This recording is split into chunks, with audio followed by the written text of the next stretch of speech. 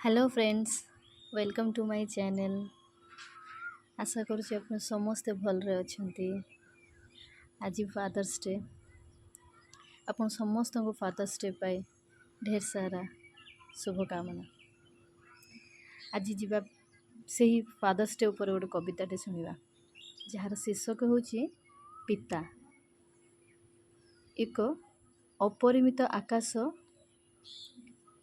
और एक अदृश्य नायक। जीवा को प्रथम थर आखि खुली जेतेबेले देखिली आलोक, मो चुआणी पाली रे थिले से चुपचाप तियारी शोक।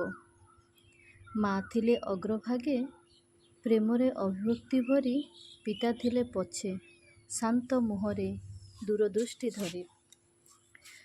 न देखा जाउथिला कविता तांको मुहरे, न देखा जाउथिला कविता तांको मुहरे, नथिला आलिंगनर रोमांचित भावरे।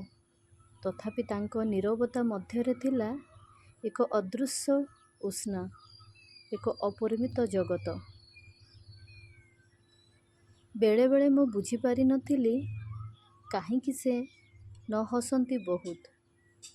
जेतेबेले आमे चाहिथिलु खेलना, से देखुथिले बाजारे दिगकू दृष्टि फेराई शांत मनरे। वर्ष पर वर्ष लागिगला बुझिबाकू जे प्रत्येक राति से घरे फेरुथिले निज लागी नुहे, आमो पाई निज स्वप्न को आगरे देई आग जाउथिले। मो शिशुकाल रे मिठा गल्प तांको कूल चर्चा पछरे लुचुथिला। आमे जे शिक्षा नेलु, आमे जे बढ़िबु, ताहार मूल थिला तांकर अतल प्रयास और धैर्यर अनुभूति। पिता होउचंती से वृक्ष जहा छाया देउछि जेतेबेले धूप लागे, तांको बुझारे भार थाए, तांको पाद तले माटी खसे, किंतु आम सिर उपरे आसपास रही जाए, चली जाए। जीवन आगको बढ़ीगला, मो आजी आउ बड़ पितार चूल धला चाल हेला हलु।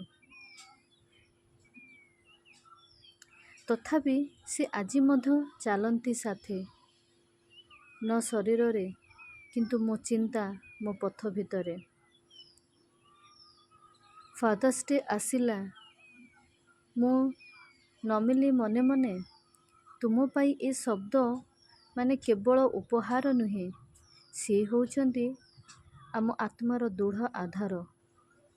पिता एक अदृश्य शक्ति, एक अमर प्रेमर अभिनय धारा। शत शत प्रणाम जणे पितांकु, जे भितरु तैयारी करंती एक संसार। शुभ पिता दिवस आपण समस्त मानक पे।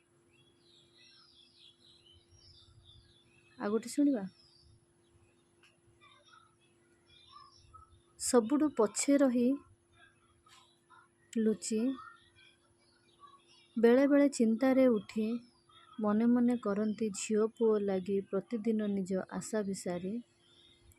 न थाई केबे अभिनय तांकर, न थाई कवितार शब्द उच्चारण, तथापि जीवन तांको प्रेम गाथा आमो पाई हुए श्रेष्ठ उपहार। चुपचाप अनेक दुख बहन करंती, हसी हसी आमको मजा दियंती।